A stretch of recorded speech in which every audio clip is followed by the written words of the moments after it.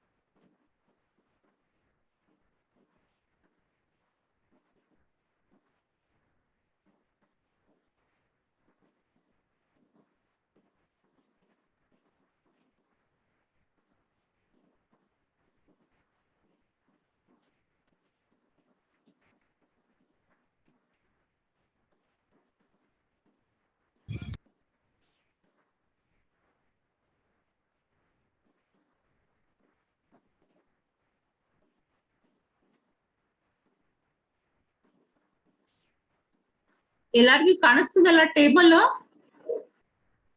Yes, ma'am. Visible? Yeah, okay. So the difference between malloc and Kellogg. The first difference is malloc function allocates a block of memory. You all know English very well.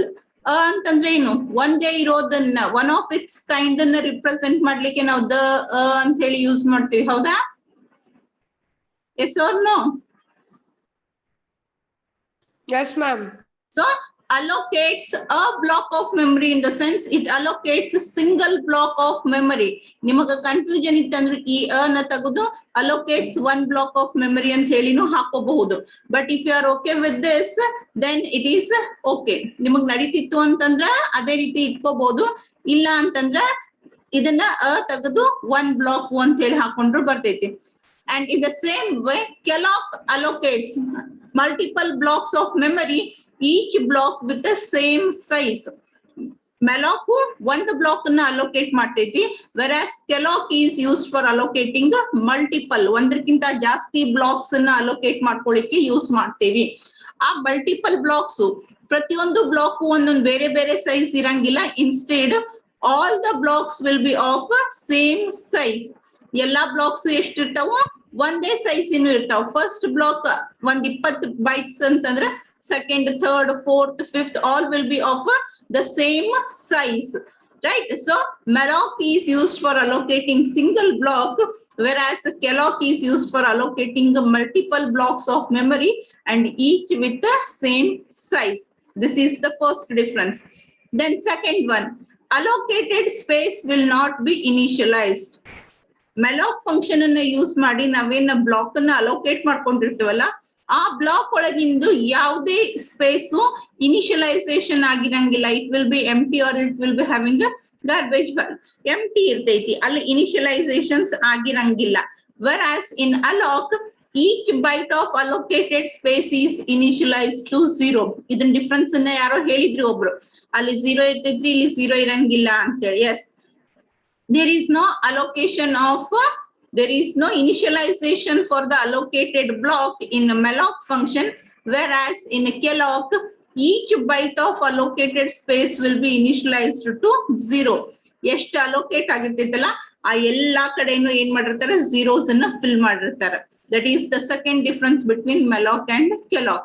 Next, the third difference is, since no initialization takes place, time efficiency is higher than Kellogg.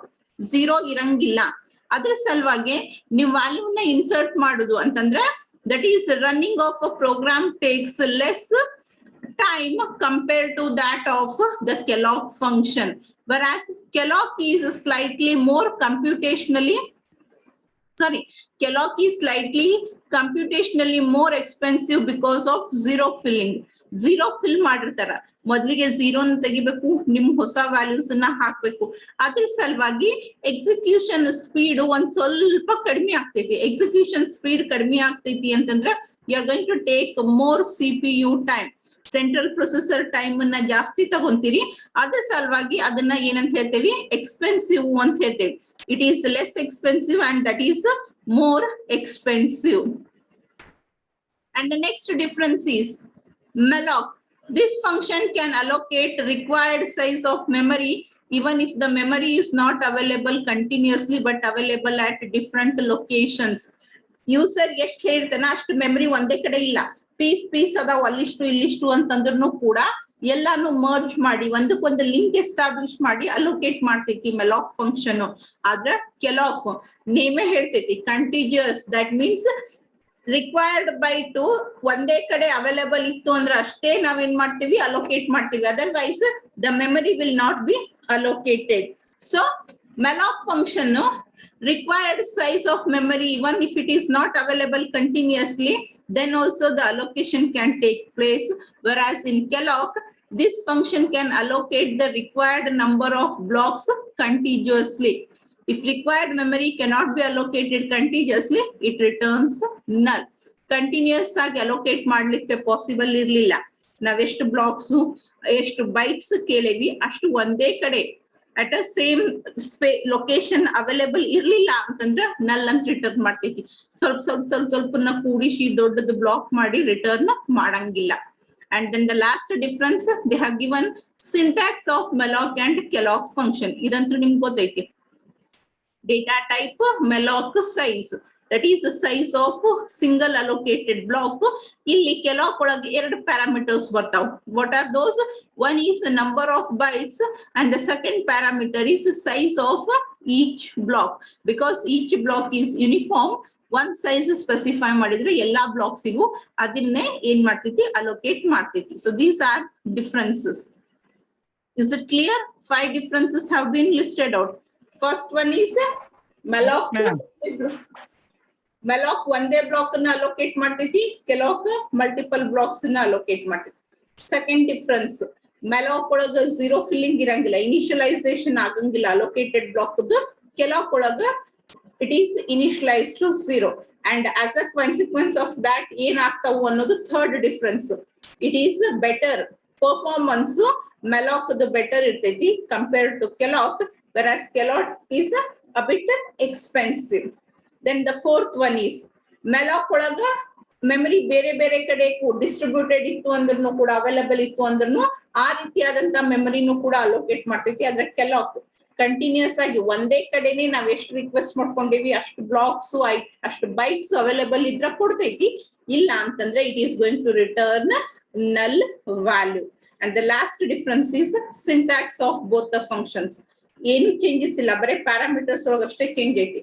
malloc ಒಳಗ ಒಂದೇ parameter pass ಮಾಡ್ತೀವಿ, that is the size of block, whereas in Kellogg we are going to pass 2 parameters. The first parameter is number of blocks and the second parameter is size of each block. Yes, is it clear? Yes, ma'am. Yes, ma'am. Okay. Yes, ma'am.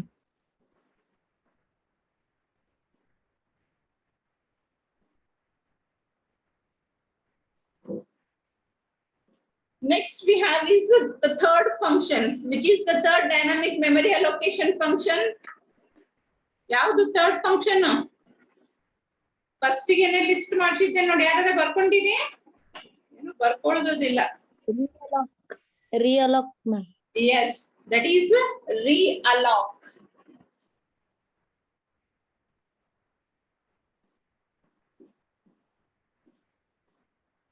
As the name indicates, realloc. ಏನ್ ಮಾಡೋದು? ಮತ್ತೊಂದ್ಸರಿ allocate ಮಾಡೋದು. Why? ಈ ಒಂದೇನೋ ಕೆಲಸ ಮಾಡಿರ್ತೀರಿ, ಅದನ್ನ ಮತ್ ಹೊಳ್ಳಿ repeat ಮಾಡ್ಲಿಕ್ಕೆ ಯಾಕೆ ಹೋಗ್ತೀರಿ? You have already done a task. Why do you repeat that task once again? What is the need for repetition? Non general ಆದಂತ ಕ್ವಶನ್ ಕೇಳಿಕತ್ತೀನಿ. ಒಂದ್ ಕೆಲ್ಸ ಮಾಡಿರಿ, ಆ ಕೆಲ್ಸನ ಮತ್ತೊಂದ್ಸರಿ ಮಾಡ್ತೀರಿ, ಯಾಕೆ ಮಾಡ್ತೀರಿ? ಪರ್ಫೆಕ್ಷನ್ ಸಂಬಂಧ. ಪರ್ಫೆಕ್ಷನ್ ಸಂಬಂಧ. ಓಕೆ, ಮತ್ತೆ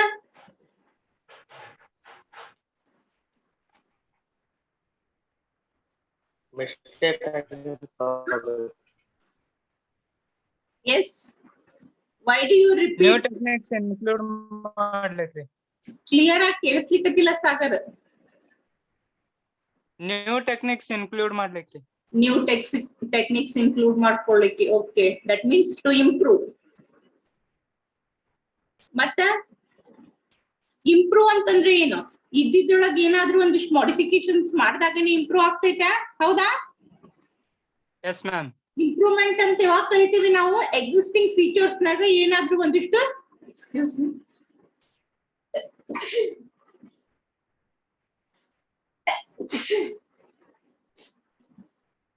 becoming perfect or improving, all this means you are going to make some changes. ಒಂದ್ಸರಿ ಓದಿದಾಗ 10 ಪಾಯಿಂಟ್ಸ್ ಒಳಗೆ 8 ಪಾಯಿಂಟ್ಸ್ ಸಿಕ್ಕ ನನಗ್ ತಿಳಿದಾವು. ಸೊ ಆ 10 ಪಾಯಿಂಟ್ ಅನ್ನ ತಿಳ್ಕೊಬೇಕು ಅಂದ್ರೆ ಇನ್ನೊಂದ್ಸರಿ ಓದ್ಬೇಕು. ಆರ್ ಎಲ್ಸ್ ಒಂದ್ಸರಿ ಓದಿ ಬರೀಲಿಕ್ಕೆ ಹೋಗ್ತೀನಿ, ಒಂದ್ ಪೇಜ್ ಓದಿದ್ದನ್ನ ನಾನು ಆಮೇಲೆ ಬರೀಲಿಕ್ಕೆ ಹತ್ರ ಹಾಫ್ ಪೇಜ್ ಆಗ್ತೈತಿ. ಇನ್ನೊಂದ್ಸರಿ ಇದಕ್ಕೆ ಓದ್ತೀನಿ ಅಂದ್ರೆ ಒಂದ್ ಪೇಜ್ ಅನ್ನ ನಾ ಒಂದ್ ಪೇಜ್ ಆಗೇ ಬರಿಬೇಕು ಅನ್ನೋ ರೀಸನ್ ಗೆ ಓದ್ತೀರಿ. ಇವತ್ತು ಒಂದ್ ಪೇಜ್ ಹ್ಯಾಂಡ್ ರೈಟಿಂಗ್ ಬರೀತೀರಿ. You write daily. Why? To improve your handwriting. That is style ಒಳಗೆ ಚೇಂಜಸ್ ಮಾಡ್ಕೊಳ್ಳಿಕ್ಕೆ, ಮಾಡಿಫೈ ಮಾಡ್ಕೊಳ್ಳಿಕ್ಕೆ. In the same way realloc. Already memory has been allocated using either malloc function or kelloc function. malloc ಅಥವಾ kelloc function ಅನ್ನ use ಮಾಡಿ ಮೆಮರಿನ allocate ಮಾಡ್ಕೊಂಡಿರಿ, program execution ಅನ್ನ already start ಮಾಡಿರಿ. But at any particular moment of time you feel that there is a requirement of change in the allocated memory space. Already malloc ಮತ್ತೆ calloc ಅನ್ನ use ಮಾಡ್ಕೊಂಡು memory allocate ಮಾಡ್ಕೊಂಡಿವಿ. But ಒಂದ್ ಸ್ವಲ್ಪ ಹೊತ್ತಾದ್ಮೇಲೆ feel ಆಗ್ತೈತಿ ನಾನೇನ್ allocate ಮಾಡ್ಕೊಂಡಿಲ್ಲ, ಅದು ಸಾಕಾಗಂಗಿಲ್ಲ ಅಂತೇಳಿ. ಮೇ ಬಿ ಅದು ಹೆಚ್ಚಿಗೆ ಆಗಿರ್ಬೋದು ಅಥವಾ ಅದು ಕಡಿಮೆನೂ ಆಗಿರಬಹುದು. I need to make some changes to the allocated block. Either you may want to increase the size of the memory or you may want to decrease the size of the memory. Reallocation ಮಾಡಬೇಕು. ಏನ್ allocate ಆಗೈತಿ ಅದನ್ನ ಕಡಿಮೆನಾದ್ರೂ ಮಾಡ್ಬೇಕು ಅಥವಾ ಹೆಚ್ಚಿಗೆನಾದ್ರೂ ಮಾಡ್ಬೇಕು. ಕಡಿಮೆ ಮಾಡ್ಲಿಕ್ಕೆ ಏನ್ ಪ್ರಾಬ್ಲಮ್ ಇಲ್ಲ, ಇದ್ದಿದ್ದನ್ನ ಒಂದ್ ಸ್ವಲ್ಪ ಮೆಮರಿನ ವಾಪಸ್ ಕೊಟ್ಬಿಡ್ತೀವಿ. ಬಟ್ ಹೆಚ್ಚಿಗೆ ಮಾಡ್ಬೇಕಾದ್ರ ಕೆಲವೊಂದ್ಸರಿ ಅಲ್ಲಿ ಖಾಲಿ ಜಾಗ ಇರ್ತೈತಿ, ಕೆಲವೊಂದ್ಸರಿ ಇರಂಗಿಲ್ಲ. ಕನ್ಸಿಡರ್ ಫಾರ್ ಎಕ್ಸಾಂಪಲ್, ಈಗ 3 ಮಂದಿ ಕೂಡು ಬೆಂಚ್ ನಾಗ 3 ಮಂದಿ ಕುಂತೀರಿ. ಒಬ್ಬ ಎದ್ದು ಹೋದ್ರೆ ನಿಮ್ಗೆ ಏನು ಪ್ರಾಬ್ಲಮ್ ಆಗಂಗಿಲ್ಲ, ಇನ್ನೊಂದಿಷ್ಟು ಜಾಸ್ತಿ ಜಾಗ ಸಿಗ್ತೈತಿ, ಕೆಳಗಿಟ್ಟಿದ್ದ ಬ್ಯಾಗ್ ಅನ್ನ ತಗೊಂಡ್ ಬಾಜುಕ್ ಇಟ್ಕೊಂಡ್ ಕುಂಡಿರ್ತೀರಿ. ಆದ್ರೆ 3 ಮಂದಿ ಕೂಡು ಬೆಂಚಿಗೆ 4ನೇದವ್ ಬಂದ ಅಂದ್ರೆ ಅಲ್ಲಿ ಅಡ್ಜಸ್ಟ್ಮೆಂಟ್ ಪಾಸಿಬಲ್ ಐತೋ ಇಲ್ವೋ? If it is not possible, ಅವಾಗ ಇನ್ನೊಂದು ಎಕ್ಸ್ಟ್ರಾ ಚೇರ್ ಅನ್ನ ತಂದು ಅಲ್ಲಿ ಹಾಕಿ 3 ಮಂದಿ ಬಾಜುಕ್ ಇನ್ನೊಬ್ಬ 4ನೇದವನ್ನ ಕೂಡಿಸ್ಬೇಕಾಗ್ತೈತಿ. ಡಿಕ್ರೀಸ್ ಆದಾಗ ಏನು ಸಮಸ್ಯೆಗಳು ಜಾಸ್ತಿ ಬರಂಗಿಲ್ಲ, ಜಸ್ಟ್ ಆ ಸ್ಪೇಸ್ ಅನ್ನ ವೆಕೆಂಟ್ ಮಾಡ್ಬಿಡ್ತೇವೆ. ಆದ್ರೆ ಇನ್ಕ್ರೀಸ್ ಆದಾಗ ಅಲ್ಲಿ ಜಾಗ ಐತೋ ಇಲ್ವೋ ಅನ್ನೋದನ್ನ ಚೆಕ್ ಮಾಡ್ಬೇಕಾಗ್ತೈತಿ. Right? So reallocation in the sense that is ಮತ್ ಹೊಳ್ಳಿ ಅಲೋಕೇಟ್ ಮಾಡೋದು. ಎಕ್ಸಿಸ್ಟಿಂಗ್ ಆಲ್ರೆಡಿ ಒಂದ್ಸರಿ ಅಲೋಕೇಟ್ ಆಗಿರುವಂತ ಮೆಮರಿನ ಮತ್ ಹೊಳ್ಳಿ ಅಲೋಕೇಟ್ ಮಾಡ್ತೀವಿ. ಇವಾಗ ನೋಡ್ರಿ, you have been allocated with this much of memory. Consider this is 25 bytes and its starting address is 2000. ಯಾಕಂದ್ರೆ ಪ್ರತಿ ಸರಿನೂ ಒಂದು ಮೆಮರಿ ಬ್ಲಾಕ್ ಅನ್ನ ಅಲೋಕೇಟ್ ಮಾಡಿದಾಗ ಸ್ಟಾರ್ಟಿಂಗ್ ಅಡ್ರೆಸ್ ಅನ್ನ ರಿಟರ್ನ್ ಮಾಡಿರ್ತೀವಿ. ಒಂದು ಪ್ರೋಗ್ರಾಮ್ ಗೆ ಮೆಮರಿ ಅಲೋಕೇಶನ್ ಆಗೈತಿ ಎಷ್ಟು? 25 bytes ದಷ್ಟು ಮೆಮರಿ ಅಲೋಕೇಟ್ ಆಗೈತಿ. ಇದ್ರ starting address 2000. Now I want to reallocate it. ನನಗೆ 25 ಬೈಟ್ಸ್ ಸಾಕಂಗಿಲ್ಲ. I need 30 bytes. ಎಷ್ಟು? 25 ಮೊದಲಿಗೆ ಮಾಡ್ಕೊಂಡಿದ್ದೆ, ಅದ್ರ 30 ಬೈಟ್ಸ್ ಇವಾಗ ಸದ್ಯಕ್ಕೆ ಬೇಕನ್ನಿಸ್ಲಿಕ್ಕತ್ತೈತಿ. ಅವಾಗ ನಾನು ಏನ್ ಮಾಡ್ತೀನಿ, ರಿಅಲಾಕ್ ಫಂಕ್ಷನ್ ಅನ್ನ ಯೂಸ್ ಮಾಡ್ತೀನಿ. ಈಗ ನೋಡ್ರಿ ಮೆಮರಿ, ದಿಸ್ ಈಸ್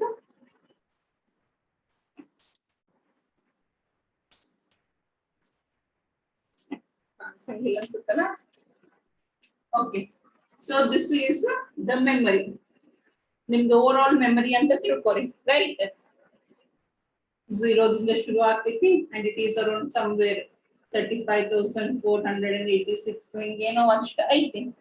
ಮೊದಲಿಗೆ 10 ಬೈಟ್ಸ್ ಒಬ್ರು ಯಾರು ಅಲೋಕೇಟ್ ಮಾಡ್ಕೊಂಡಾರ, ಆಮೇಲೆ ಒಂದಿಷ್ಟು ಖಾಲಿ ಅದ.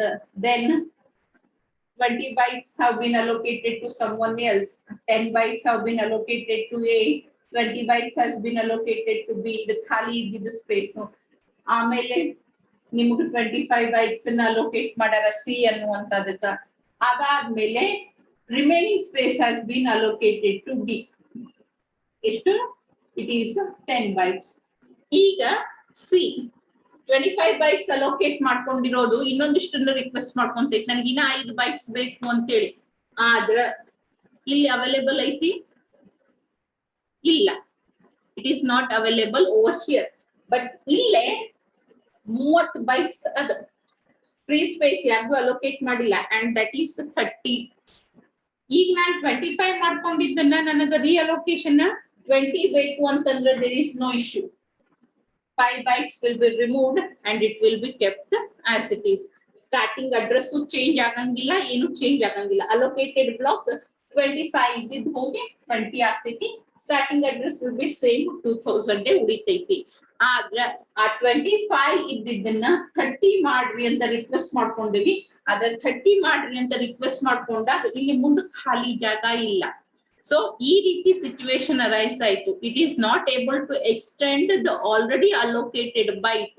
ಈಗ ಆಲ್ರೆಡಿ ಎಲ್ಲಿ ಅಲೋಕೇಟ್ ಮಾಡ್ಯಾರಲ್ಲ ಬ್ಲಾಕ್, ಆ ಬ್ಲಾಕ್ ನ ಎಕ್ಸ್ಟೆಂಡ್ ಮಾಡ್ಲಿಕ್ಕೆ ಅಲ್ಲಿ ಹಿಂದ ಮುಂದ ಜಾಗ ಇರ್ಲಿಲ್ಲ ಅಂತಂದಾಗ ಏನ್ ಮಾಡ್ತಾರ, ಬೇರೆ ಕಡೆ ಎಲ್ಲರೇ ಅಷ್ಟು ಮೆಮರಿ ಐತೇನಂತೇಳಿ ಹುಡುಕ್ತೀವಿ. ಎಷ್ಟು ರಿಕ್ವೆಸ್ಟ್ ಇಡೋದಲ್ಲ ಅಷ್ಟು.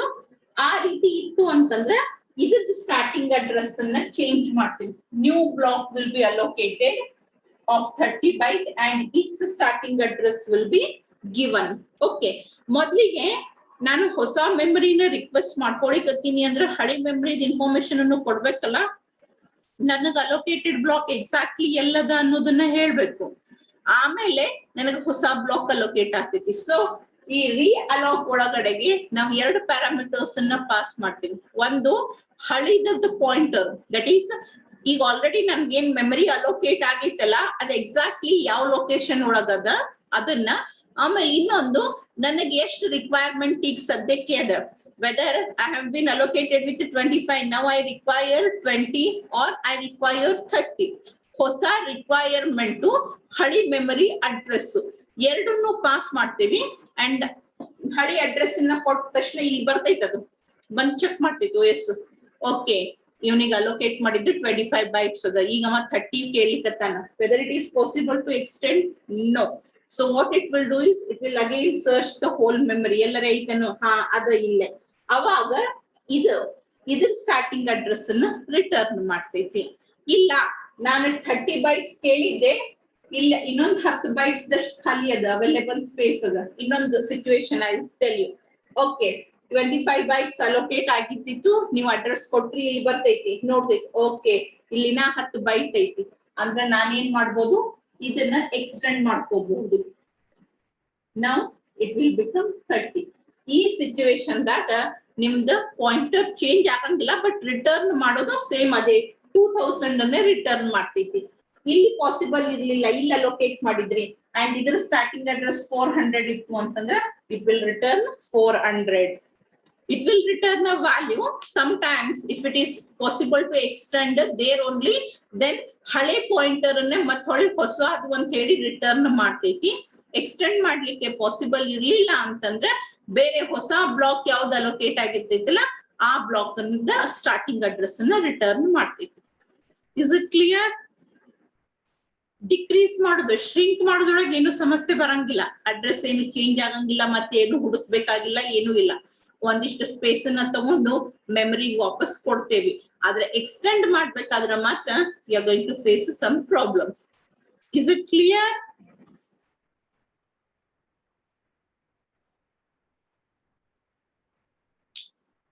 Is it clear?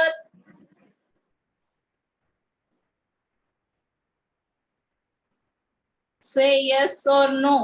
Only Jayshree Yes, ma'am. and Kungunda has raised hands. Okay. Yes, ma'am. Yes.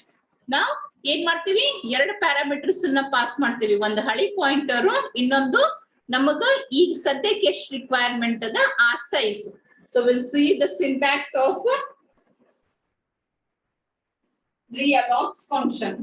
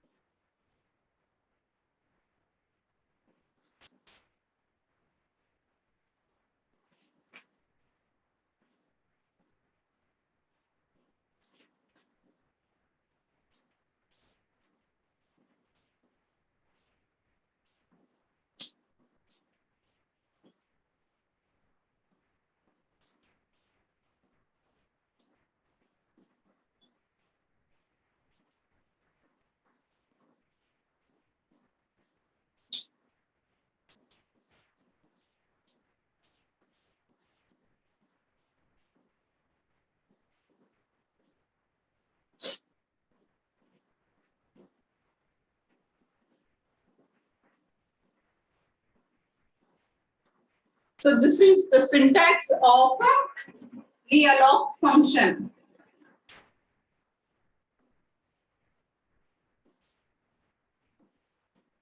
Data type same as remaining two functions. It is used to indicate which type of data you are going to store in the allocated block. ಯಾವ ರೀತಿಯಾದಂತ ಡೇಟಾನ allocated block ಒಳಗೆ store ಮಾಡ್ತೀವಿ. It may be built-in or it may be derived data type. Into, float, char ಇರಬಹುದು, ಅಥವಾ structure, union, array, derived data types ಅನ್ನು ಕೂಡ ಇರಬಹುದು. And then you have realloc function. They are going to pass two parameters, ptr1. This ptr1 is nothing but the pointer for earlier allocated block. ಮೊದಲಿಗೆ ಏನು allocate ಮಾಡಿದ್ದಲ್ಲ ಆ particular block starting address. And then size. Size is what is the new size that you require. ನಾನು ಆಗ್ಲೇ example ಹೇಳಿದ್ನಲ್ಲ, ಅದ್ರ ಪ್ರಕಾರ it will be either 30 or 20. 25 ಅಲ್ಲ, 25 already allocated ಅದ. ಅದನ್ನ ಕಂಪೈಲರ್ ತಾನೇ ಆಬ್ಟೈನ್ ಮಾಡ್ಕೊಂತೈತಿ ಬೈ ವಿಸಿಟಿಂಗ್. ನೀವು ಅಡ್ರೆಸ್ ಕೊಡ್ತಿಲ್ಲ, ಅಲ್ಲಿ ಹೋದ ತಕ್ಷಣ ಅದಕ್ಕೆ ಹಳಿ ಸೈಜ್ ಗೊತ್ತಾಗ್ತೈತಿ. ಅದ್ರ ಹೊಸದು ಎಷ್ಟು ಬೇಕು ನಮಗ ಅನ್ನೋದನ್ನ ನಾವೇ ಸ್ಪೆಸಿಫೈ ಮಾಡ್ಬೇಕು. So it will be either 20 or 30 according to our example. ಈಗ ಆಲ್ರೆಡಿ ಅವೈಲೇಬಲ್ ಇರುವಂತಲ್ಲೇ ಎಕ್ಸ್ಟ್ರಾ ಎಕ್ಸ್ಟೆಂಡ್ ಮಾಡ್ಲಿಕ್ಕೆ ಸಾಧ್ಯ ಇತ್ತು ಅಂತಂದ್ರ ಅದೇ ಹಳಿ ಅಡ್ರೆಸ್ ಅನ್ನ ರಿಟರ್ನ್ ಮಾಡ್ತೈತಿ. ಇಲ್ಲ ಅಂತಂದ್ರ it is going to allocate the new block and ಆ ನ್ಯೂ ಬ್ಲಾಕ್ ಸ್ಟಾರ್ಟಿಂಗ್ ಅಡ್ರೆಸ್ ಅನ್ನ ರಿಟರ್ನ್ ಮಾಡ್ತೈತಿ. ಇದ್ದಿದ್ದನ್ನ ಎಕ್ಸ್ಟೆಂಡ್ ಮಾಡ್ಲಿಕ್ಕೂ ಪಾಸಿಬಲ್ ಇಲ್ಲ, ಬೇರೆ ಕಡೆನೂ ನಾ ರಿಕ್ವೈರ್ ಮಾಡ್ಕೊಂಡಷ್ಟು ಮೆಮರಿ ಇರ್ಲಿಲ್ಲ ಅಂತಂದ್ರೆ it is going to return the null value, which indicates that the memory is not allocated. Memory allocate agilla annodana indicate madlikke null value na return ಮಾಡ್ತೀವಿ. So these are the three allocation methods. ಈ ಮೂರದೊಳಗೂ ನಾವೇನ್ ಮಾಡ್ಲಿಕ್ಕತ್ತೀವಿ, ಮೆಮರಿನ ತಗೊಳಿಕತ್ತೀವಿ. We are going to take, the programmers are going to ask for the memory, the pool ಇಂದ ನಮಗಿಷ್ಟು ಬೇಕು ಅಂತ ಕೇಳಲಿಕ್ಕತ್ತೀವಿ. Operating system ನಮಗೆ ಅಷ್ಟನ್ನ allocate ಮಾಡ್ತೈತಿ. And there is one more dynamic memory allocation function in which the user is going to return back the memory. ತಗೊಂಡಿರುವಂತ ಮೆಮರಿನ ಯಾವಾಗ್ಲೂ ಕೆಲಸ ಆದ ತಕ್ಷಣ ಯಾರ ಕಡೆ ಏನ್ ಇಸ್ಕೊಂಡಿರ್ತೀವಲ್ಲ ಆ ವಸ್ತುಗಳನ್ನ ಕೊಡ್ಬೇಕು. ಯಾರ ಹತ್ರ ನೋಟ್ಸ್ ಇಸ್ಕೊಂಡಿರ್ತೀರಿ, ನನ್ ಕಡೆ ಜೆರಾಕ್ಸ್ ಮಾಡಿಸ್ಕೊಳಕ್ ಒಯ್ದಿರ್ತೀರಿ, ಹೊಳ್ಳಿ ನಾ ಕೇಳೋ ತನಕ ತಂದ್ ಕೊಡಂಗಿಲ್ಲ. ಹಂಗಲ್ಲ ಅದು ಪದ್ಧತಿ.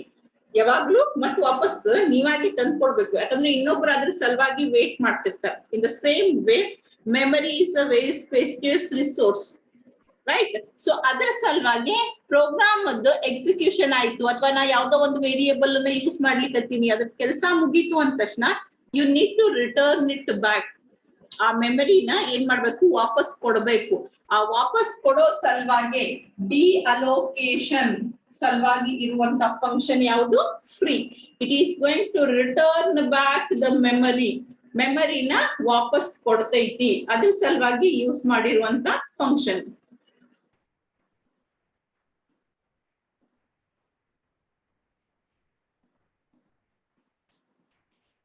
So how does this particular function work?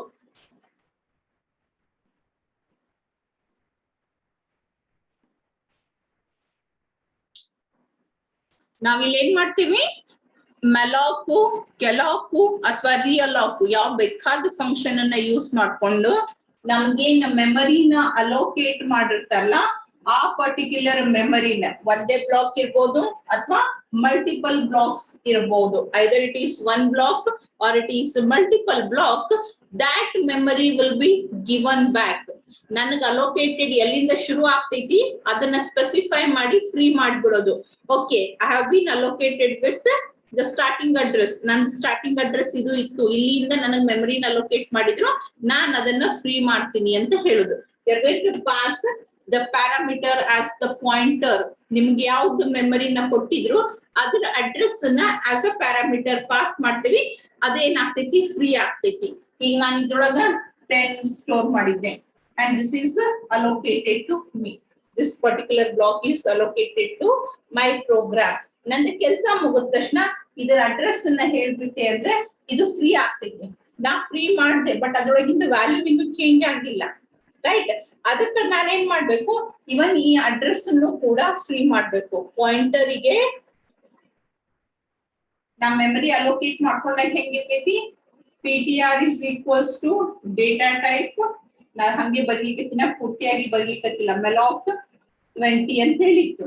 That means 20 bytes ದಷ್ಟು ದೊಡ್ಡದು ಬ್ಲಾಕ್ ನನಗೆ ಅಲೋಕೇಟ್ ಮಾಡಿ ಇದರ ಅಡ್ರೆಸ್ ಅನ್ನ ರಿಟರ್ನ್ ಮಾಡಿದ್ರು, ಇದರ ಅಡ್ರೆಸ್ ಅನ್ನ ನನಗ ಕೊಟ್ಟಿದ್ರು. PTR ಒಳಗೆ ಇದರ ಅಡ್ರೆಸ್ ಇತ್ತು. ಈಗ ನಾನು ಆ PTR ಅನ್ನು ಕೂಡ ಫ್ರೀ ಮಾಡ್ಬೇಕು, ಈ ಮೆಮರಿ ಬ್ಲಾಕ್ ಅನ್ನು ಕೂಡ ಫ್ರೀ ಮಾಡ್ಬೇಕು. ಅದಕ್ಕೆ ಫಸ್ಟ್ ಗೆ ಏನ್ ಮಾಡ್ತೀನಿ, I am going to pass the address. ಆಮೇಲೆ ಆ PTR ಅನ್ನುವಂತ ವೇರಿಯೇಬಲ್ ಅನ್ನು ಮುಂದೆ ಯೂಸ್ ಮಾಡಬಾರ್ದು. ಮುಂದೆ ನನ್ನ ಹತ್ರ 4000 ಇತ್ತು ಅಂತಂದ್ರೆ ಯಾವಾಗ ಬೇಕಾದಾಗ ಯೂಸ್ ಮಾಡ್ಕೊಳಕ್ಕೆ ಟ್ರೈ ಮಾಡ್ತೀನಿ. ಅದ್ರ ಸಲುವಾಗಿ ಆ 4000 ಅನ್ನುವಂತ ವ್ಯಾಲ್ಯೂ ಎದ್ರೊಳಗದಲ್ಲ ಅದನ್ನು ಕೂಡ ತೆಗೆದು ಹಾಕ್ಬಿಡ್ತೀನಿ. That is the syntax is free PTR and then PTR is equals to null.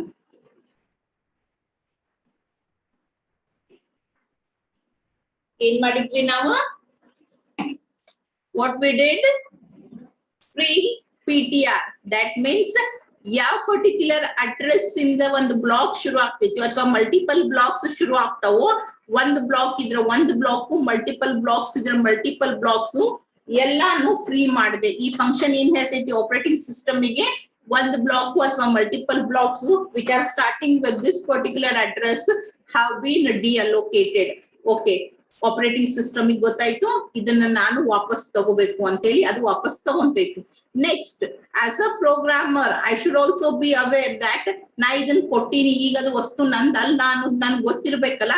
ಈಗ PTR ಒಳಗೆ ಈ ಅಡ್ರೆಸ್ ಇತ್ತು ಅಂತಂದ್ರೆ ನಾ ಏನ್ ಮಾಡ್ಬೋದು, ಆ ಅಡ್ರೆಸ್ ಅನ್ನ ಫೆಚ್ ಮಾಡ್ಬೋದು, ಅಲ್ಲಿ ವ್ಯಾಲ್ಯೂ ರೀಡ್ ಮಾಡ್ಬೋದು, ಅಥವಾ ಎಲ್ಲೋ ಅಲ್ಲಿ ಹೊಸ ವ್ಯಾಲ್ಯೂನ ಹಾಕ್ಲಿಕ್ಕೆ ಟ್ರೈ ಮಾಡ್ಬೋದು, ಏನಾದ್ರೂ ಮಾಡಬಹುದು. ಅದ್ರ ಸಲುವಾಗಿ ಏನ್ ಮಾಡ್ತೀವಿ, null value will be assign to that particular PTR. ಅಂದ್ರೆ ಈಗ ಸದ್ಯಕ್ಕೆ ಈ PTR ಎಲ್ಲೂ ಪಾಯಿಂಟ್ ಆಗ್ಲಿಕ್ಕತ್ತಿಲ್ಲ ಮೆಮರಿ ಒಳಗ. ಅದೆಲ್ಲೂ ಪಾಯಿಂಟ್ ಆಗ್ಲಿಕ್ಕತ್ತಿಲ್ಲ ಅಂತಂದ್ರ ನಾವು ರೀಡ್ ಮಾಡೋದು, ವ್ಯಾಲ್ಯೂ ಹಾಕೋದು ಅಥವಾ ಆ ಪರ್ಟಿಕ್ಯುಲರ್ ಲೊಕೇಶನ್ ಮೇಲೆ ಏನಾರ ಆಪರೇಷನ್ ಮಾಡೋದು ಸಾಧ್ಯನೇ ಇಲ್ಲ. ಈಗ ನೋಡ್ರಿ, ಒಂದು ರೂಮ್ ಬಾಡ್ಗಿ ಹಿಡ್ದಿರ್ತೀರಿ, ಡೆಪಾಸಿಟ್ ವಾಪಸ್ ತಗೊಂಡು ಕೀಲಿ ಕೊಟ್ಟು ಬರ್ತೇವೆ ನಾವು. ಕೀಲಿ ನಮ್ ಹತ್ರ ಇದ್ರೆ ಮತ್ತೊಂದ್ ದಿನ ಯಾವಾಗ್ಲೇ ಬೈ ಮಿಸ್ಟೇಕ್ ಅಲ್ಲಿ ಹೋಗಿ ಕೀಲಿ ಓಪನ್ ಮಾಡಿ ಒಳಗ್ ಹೋಗೋ ಚಾನ್ಸಸ್ ಇರ್ತಾವ. ಅದ್ರ ಸಲುವಾಗಿ ಏನ್ ಮಾಡ್ತೀವಿ, whenever we leave that particular house, leased rented house ಬಿಟ್ಟು ಬರ್ಬೇಕಾದ್ರೆ ಕಂಪಲ್ಸರಿ ಕೀಲಿ ವಾಪಸ್ ಕೊಟ್ಟು ಬರ್ತೀವಿ. ನಮ್ ದುಡ್ಡು ತಗೊಂಡೇವನ ವಾಪಸ್ಸು ಅಂತಂದಾಗ ಅದ್ರ ಮೇಲೆ ನಮ್ಗೇನು ಹಕ್ಕಿಲ್ಲ, we have return it back. ಅದಕ್ಕ ನನ್ನ ವೇರಿಯೇಬಲ್ ನಾಗ ನಾ ಮೆಮರಿ ಅಡ್ರೆಸ್ ಅನ್ನ ಸ್ಟೋರ್ ಮಾಡ್ಕೊಳ್ಳುವಂಗಿಲ್ಲ. ಅದ್ರ ಸಲುವಾಗಿ null value will be returned or assigned to that particular pointer. This is how the free function works. Is it clear? Yes, ma'am. Yes, ma'am. ಎಲ್ಲರಿಗೂ ತಿಳಿತಾ?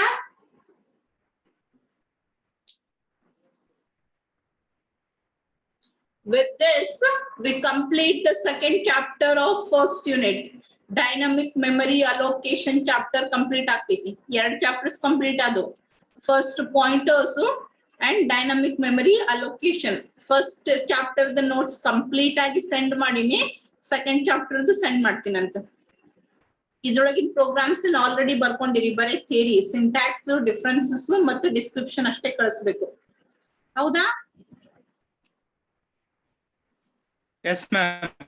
Okay, and after sending this notes, I'll give you a assignment. 2 chapter ಮೇಲೆ ಒಂದು assignment ಕೊಡ್ತೀನಂತ. Okay. ma'am. Sure, ma'am. Next chapter is on files. Next chapter is files. So what is a file? Just introduction ಬಗ್ಗೆ discuss ಮಾಡೋಣ ಅಂತ next class ಒಳಗೆ start ಮಾಡ್ತೀನಿ, because we are left with only 3 minutes of time. In that ಏನು ಆಗಂಗಿಲ್ಲ. ಅದಕ್ಕೆ just what you know, ನಿಮಗೆ ಗೊತ್ತಿರೋದ್ರ ಪ್ರಕಾರ ಫೈಲು ಅಂತಂದ್ರೆ ಏನು? What is a file?